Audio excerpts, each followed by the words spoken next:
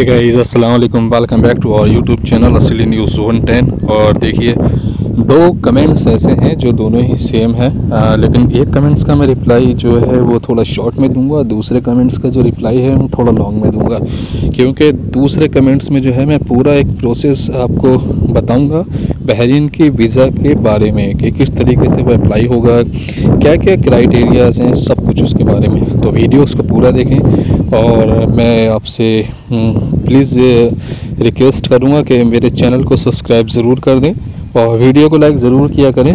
मेरा चैनल थोड़ा डेड हो रहा है क्योंकि मैं काफ़ी टाइम से वीडियोस नहीं बना रहा था, इसी वजह से। तो प्लीज़ जो है मेरे चैनल पर बने रहें और वीडियो को पूरा देखें। बहुत सारी इन्फॉर्मेशन इसके अंदर मिलेगी, क्योंकि मैं वीज़ा से लेके और टिकट तक यानी अराइवल तक, यानी मैं बहरीन पहुंचने तक, इंडिया से लेके और बहरीन पहुंचने तक का वीडियो इसमें बना रहा हूं। तो चलते हैं, शुरू करिए। पहले कमेंट्स को हम शुरू करते हैं। तो भाई, मेरा न्यू वर्क वीज़ा अप्लाई हुआ है, मेडिकल सेंड किए हुए 20 दिन हो गए हैं, पर अभी तक LMRA पर कोई स्टेटस शो नहीं हो रहा है। तो देखिए मेरे भाई, मैं इसका एक शॉर्ट में आपको आंसर दूंगा कि देखिए, जब तक आपका वीज़ा अप्लाई नहीं होता तब तक शो नहीं होता। आपको मेडिकल भेजे हुए 20 दिन हो गए हैं, तो इसका मतलब अभी तक आपका वीज़ा अप्लाई नहीं हुआ है। आपका वीज़ा अप्लाई होता तो पहले ही दिन से वीज़ा प्रोग्रेस में आ जाता, ठीक है, और उसके बाद ही स्टेटस शो होता है। यानी आपने आज मेडिकल भेजा, आपका वीज़ा अप्लाई हो गया, तो पहले ही दिन से वीज़ा प्रोग्रेस में आने लगता है। ऐसा कुछ नहीं है कि 20 दिन हो गए और वीज़ा प्रोग्रेस में नहीं आ रहा है। अब दूसरा कमेंट्स मैं पढ़ूंगा नहीं, दूसरा कमेंट्स जो है उसका पूरी डिटेल में आपको बता रहा हूँ कि वीज़ा जो है हमारा किस तरीके से आता है, ठीक है। देखिए, सबसे पहले कंपनी रिक्वायरमेंट निकालती है, ठीक है। सबसे पहले जो बड़ी कंपनीज होती हैं वो रिक्वायरमेंट्स निकालती हैं। रिक्वायरमेंट्स निकालने के बाद जो है वो रिक्वायरमेंट्स कंसल्टेंसियों में भेजती है, यानी वो बोलती है। अब पूरी वीडियो गौर से सुनिए, देखिए पैसे का खेल कहाँ कहाँ होता है इसमें। कंसल्टेंसी को भेजती है पूरी डिटेल्स, पूरी रिक्वायरमेंट्स मेन कंसल्टेंसी को दे देती है। उनसे उनका हैंड जो है वो शेक हो जाता है। मतलब कि देखिए, जैसे मेरी कंपनी है, मैंने रिक्वायरमेंट निकाली 200, ठीक है। अब मेरी बड़ी कंपनी है तो मैं ये तो सोचूंगा नहीं भाई हर एक बंदे का इंटरव्यू लूँ, बहरीन बुला कर लूँ, कैसे करूँ, क्या करूँ, ठीक है। मैं क्या करूँगा, जो कंसल्टेंसी है उसको मैं हैंड ओवर कर दूँगा, जो बड़ी कंपनी होगी, ठीक है। और बोलूँगा कि मैं खुद टेलीफोनिक इंटरव्यू लूँगा, आप जो है हमें CV सेंड करेंगे, CV मंगाएंगे, और CV मंगाने के बाद मैं शॉर्ट लिस्ट करूँगा। शॉर्ट लिस्ट करने के बाद फिर मैं खुद कॉल करूँगा, जो भी कैंडिडेट्स मैं सेलेक्ट करूँगा उनको। फिर जो शॉर्ट लिस्ट होंगे जिनका मैं टेलीफोनिक इंटरव्यू लूँगा, उसमें से मैं बंदों को सेलेक्ट करूँगा, ठीक है। ये जो है एक प्रोसेस होता है नॉर्मली कंपनी का। तो वो भेज देती है इन रिक्वायरमेंट्स को और बोलती है, फिर बोलती है कि आप कंसल्टेंसी से कंपनी बोलती है कि बताइए 200 बंदे हैं तो आप एक बंदे के लिए कितना चार्ज करेंगे। यानी टिकट भी मैं दूंगा, कंपनी वाला देगा, यानी टिकट भी कंपनी देगी और वीज़ा भी कंपनी देगी, सब कुछ कंपनी देगी, यहाँ तक कि मेडिकल के पैसे भी आपको कंपनी ही प्रोवाइड कराएगी, ठीक है मेरे भाई। ये कंसल्टेंसी और कंपनी के बीच में जो है कॉन्टैक्ट होता है। तो मान लीजिए कि 1 लाख रुपए पर बंदा या 50,000 रुपये पर बंदा मैं आपको दे दूंगा। यानी कंसल्टेंसी वाला बोलता है कंपनी से कि मुझे 50,000 रुपये पर बंदा चाहिए या 80,000 रुपये पर बंदा चाहिए, 1 लाख रुपये पर बंदा चाहिए, ठीक है। तो हर एक बंदे के मान लीजिए 50,000 हो गए, ठीक है। हर एक बंदे से 50,000 इसने इधर से कमा लिए कंपनी से। अब इसको 200 बंदे देने हैं। अब ये क्या करेगा, अब ये जो है रिक्वायरमेंट्स निकालेगा ऑफिसों में, ठीक है। ऑफिसों में ये रिक्वायरमेंट निकालेगा कंसल्टेंसी वाला और भेजेगा और बोलेगा कि इतने रुपए जो है चार्ज है, यानी जैसे 50,000 रुपये पर बंदा चार्ज है, इतना पैसा लगेगा, ऊपर का आप जितना कमा सको उतना कमा लो। यानी आप हमें एक बंदा दोगे तो हम उसका जो वीज़ा का या टिकट का जो भी प्राइस है वो 50,000 या 60,000 रुपये लगेगा। तो उसके ऊपर आप जितना कमा सकते हो उतना आप कमा लो। तो 50,000 रुपये उसने चार्ज कर दिया, 1 लाख रुपये सीधा ऑफिस वाले का हो गया, ठीक है। उसका हो गया कंसल्टेंसी वाले का। अब आ जाइए ऑफिस वाले में। तो ऑफिस वाले में जो है, ऑफिस वाले को 50,000 रुपये में कॉन्टैक्ट हो गया, ठीक है।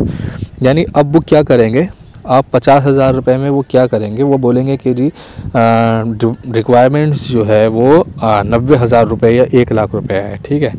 तो इस तरीके से वो 1 लाख रुपए की रिक्वायरमेंट्स पहुंच जाएगी, ठीक है।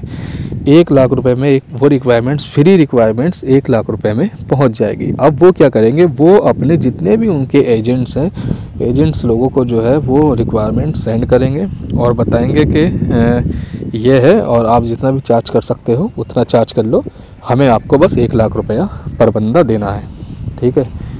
ठीक है मेरे भाई। तो ये अपडेट, ये जो कमेंट वो है आपका प्रोसेस, ये अभी ऑफिस तक मतलब एजेंटों तक आ गया।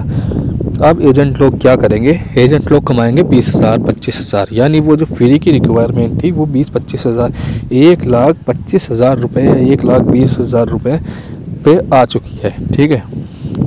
और नॉर्मल इतना ही चार्ज चल रहा है अब। तो वो क्या करते हैं, 20,000 रुपये पर बंदा उठाते हैं इस तरीके से मेरे भाई, ठीक है। अब वो आगे क्या करेंगे, तो इस तरीके से वो रिक्वायरमेंट हम तक पहुंचती है, यानी वो फ्री की रिक्वायरमेंट जो है वो हो चुकी है कितने की, 1,20,000 या 1,25,000, इस तरीके की वो रिक्वायरमेंट्स हो चुकी है। अब मैं आपको ये बता देता हूँ कि देखिए, जो कंसल्टेंसी को 200 बंदों की रिक्वायरमेंट थी, तो उसको 1 लाख रुपए पर बंदा मिल रहा है। यानी अब इस चीज़ से आप अंदाज़ा लगाइए, ये 1-2 रुपए का खेल नहीं होता है। यहाँ पर आप जो है कि पूरे इनके 200 बंदे हैं, तो 200 बंदों से 1 लाख से अगर हम मल्टीप्लाई करेंगे तो सीधे सीधे 2 करोड़ रुपए बैठेंगे। यानी एक कंपनी का टाई अप ये करते हैं, रिक्वायरमेंट्स ये देते हैं, तो 2 महीने के अंदर अंदर ये रिक्वायरमेंट्स पूरी हो जाती है। 2 महीने में वो 2 करोड़ रुपए कमा लिए, ठीक है। और एक ही कंपनी का उनका टाई अप नहीं चलता है, और कंपनियों का भी चलता है। तो इस तरीके से जो है ये पैसों का खेल होता है, ठीक है मेरे भाई। चलिए, अब आपके समझ में ये आ गया हो गया कि फ्री की रिक्वायरमेंट्स जो होती है तो वो किस तरीके से होती है। और मैं आपको ये बता दूं कि जो मेडिकल्स के पैसे होते हैं, तो वो 8,000 रुपये भेजती है।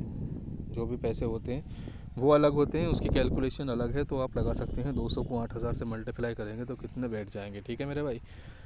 अब आप तक रिक्वायरमेंट पहुंच गई, अब आपको अपने डॉक्यूमेंट्स शेयर करने हैं एजेंटों को, ठीक है।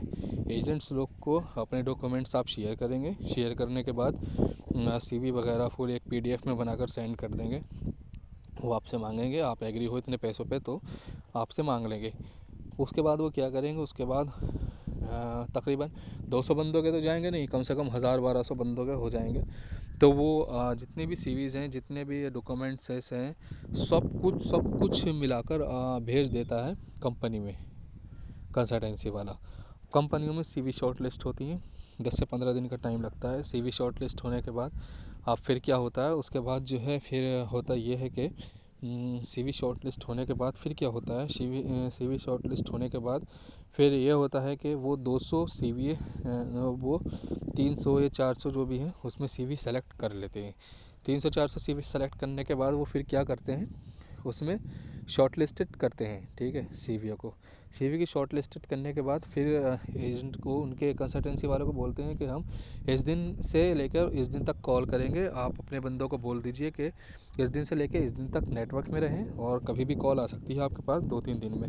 अब वो जो है बांट देंगे अलग अलग एचआर डिपार्टमेंट में, जैसे 10-10 बंदे, 15-15 बंदे, 20-20 बंदे, मतलब जो भी इंटरव्यू ले सकते हैं उन सब लोगों को दे देते हैं। फिर इंटरव्यू का प्रोसेस चालू होता है, आपके पास टेलीफोनिक इंटरव्यू होता है। टेलीफोनिक इंटरव्यू में 200 बंदे सेलेक्ट कर लिए जाते हैं, ठीक है। जैसे मान लीजिए कि 400 सीवी निकाली थी, उसमें से 200 सेलेक्ट करने ही करने हैं। अगर वो 200 सेलेक्ट नहीं होते हैं तो फिर जितने भी सेलेक्ट होते हैं, फिर उन दोबारा से सीवीओ में दोबारा से कांटेक्ट निकाले जाते हैं, जो पसंद आते हैं उनको फिर सेलेक्ट किया जाता है, ठीक है। तो ये कुछ प्रोसेस था सिलेक्शन का। सिलेक्शन के बाद फिर आपके पास जो बंदे सेलेक्ट होते हैं उनके पास मेडिकल के लिए कॉल्स आते हैं कि आप मेडिकल करा लीजिए। मेडिकल कराने के बाद जो है आपको हम ऐसे ऐसे आपका सिलेक्शन हो गया है, स्लिप आ जाती है आपके पास, नेम स्लिप आ जाती है सिलेक्शन की। उसके बाद जो है आपका जो है मेडिकल होता है। मेडिकल होने के बाद आपका पासपोर्ट जमा हो जाता है, और कुछ पेमेंट जो है एजेंट लोग जमा कर लेते हैं कि कहीं ये बिदक नहीं जाए, कहीं चला नहीं जाए। उसके बाद मेडिकल होने के बाद आपका वीज़ा जो है प्रोसेस में होता है। वीज़ा प्रोसेस टाइम जो है वो बहरीन का या कहीं का भी 21 दिन से लेकर 60 दिन का है इस टाइम, ठीक है। तो प्रोसेस होने के बाद फिर आपका वीज़ा जो है ऑनलाइन शो होने लगता है, वीज़ा अप्रूव होता है, इतना टाइम प्रोग्रेस में लगता है।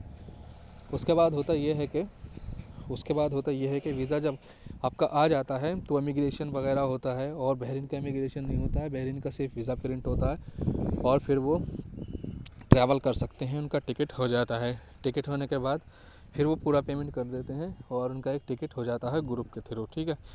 तो फिर ये होता है कि जब ग्रुप के थ्रू जो है उनका टिकट हो जाता है, फिर वो ट्रैवल करने के लिए तैयार रहते हैं।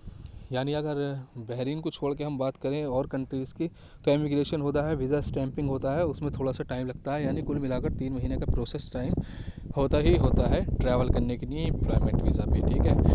इसी बीच आपका जब मेडिकल के लिए आपका ऑप्शन आता है तो मेडिकल आप भेज देते हैं, मेडिकल में आप पास हो जाते हैं, तो उसके बाद आपको एक अपॉइंटमेंट लेटर आता है, एक एग्रीमेंट लेटर आता है, ठीक है। एक एग्रीमेंट लेटर आता है, एक ऑफ़र लेटर आता है। जब एग्रीमेंट पर आप साइन कर देते हैं फिर ऑफ़र लेटर आ जाता है, ऑफ़र लेटर के बाद फिर आपका वीज़ा आ जाता है, ठीक है।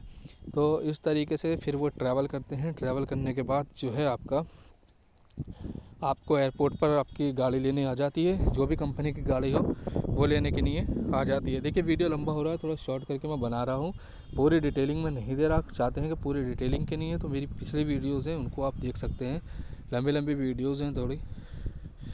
उसके बाद होता ये है कि जब आप पहुंच जाते हैं तो वहाँ पर आपको 2-3 दिन रेस्ट कराया जाता है।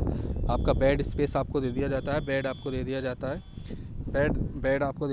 बेड देने के बाद जो है आपको सब कुछ करा दिया जाता है। उसके बाद जो है आपका सारा का सारा जो है पासपोर्ट सबमिट कर लिया जाता है कंपनी में, ठीक है।